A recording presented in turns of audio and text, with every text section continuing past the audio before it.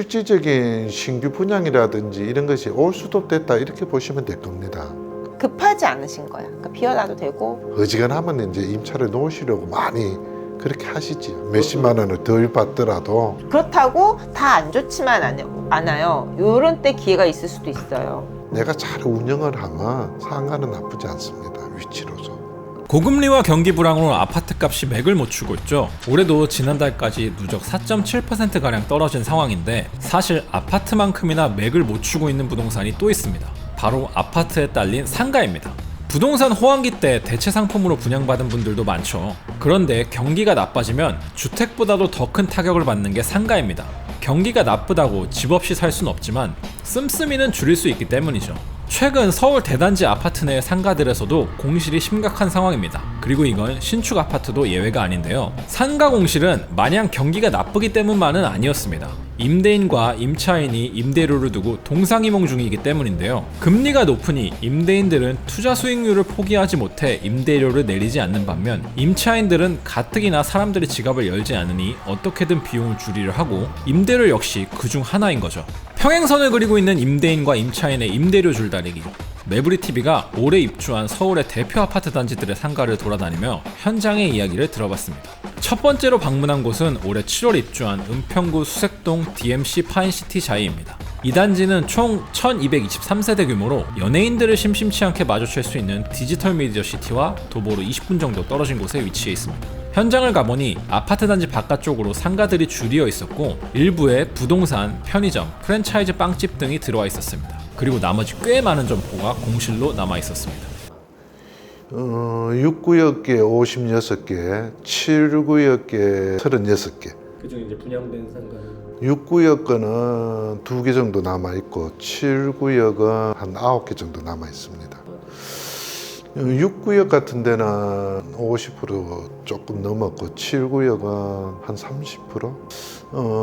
한 10평, 6구역 같은 데는 10평 기준으로 하면 5억대 한 후반. 임대 시세는 현 시세는 한 3, 4천에 220만 원 선 전후 이렇게 보시면 될 거예요. 처음에는 한 4, 5천에 한 250 정도 예상을 하고 분양을 받으시고 했는데 이제 전체적인 어렵고 하니까 지금은 한 3, 4천에 220선 전후 그렇게 지금 어지간하면 이제 임차를 놓으시려고 많이 그렇게 하시지요. 몇십만 원을 덜 받더라도 지금 어려우니까 뭐 저 고민해 보겠다라는 얘기시지. 이번에 제일 큰 이유는 이제 경기 또는 그 다음에 금리 2% 정도였으나 지금은 뭐 6% 정도 되니까 보수적으로 접근하시는 그런.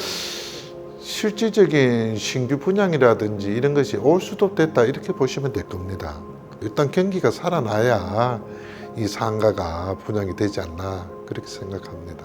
그런 거는 약간 디스카운트나 이런 것도 있어요. 예, 그럴 생각을 하고 있고 안 그래도 지금 그렇게 많이 DC를 해서 홍보를 하고 있습니다. 어떤 분들한테는 이게 기회일 수도 있겠네요. 그렇지요. 내가 잘 운영을 하면 또는 동네 장사고 해서 상가는 나쁘지 않습니다. 위치로서. 공실이 많으니 임대료를 낮추려 하고 분양마저 잘 안 되니 할인을 염두할 정도네요. 다음으로 찾아가 본 곳은 강북에서 가장 포텐 높다고 평가받는 상권 중 하나인 청량리입니다.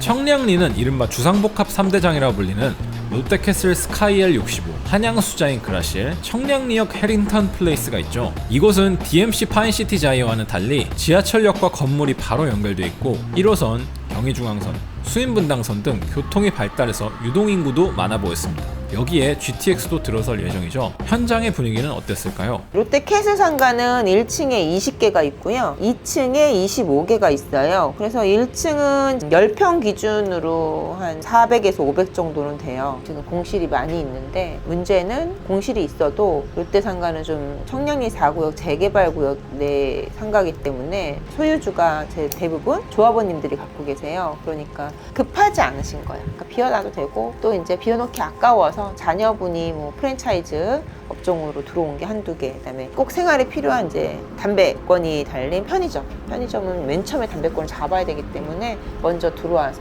그러니까 그거 임대 시세에 따라서 다른 게 다 정해졌어요. 16평 기준의 월세가 지금 700이에요. 분양가는 얼마나 정도 상가분?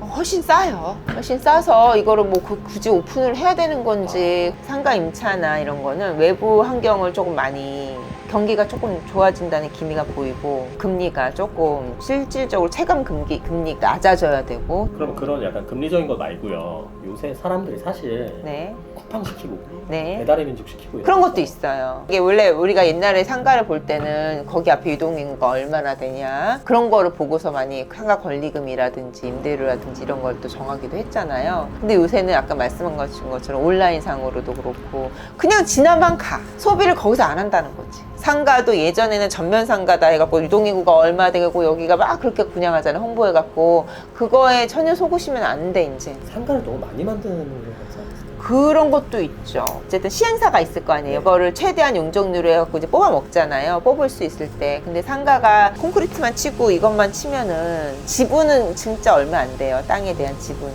근데 가격은 비싸게 받기 가장 좋은 거거든요. 진퇴양난이에요. 이게 수익형 상가 시장이 조금 많이 힘들 것 같아요. 그렇다고 다 안 좋지만 않아요. 이런 때 기회가 있을 수도 있어요. 네. 거꾸로 생각해야죠. 싸게 나온 물건들이 있거든요.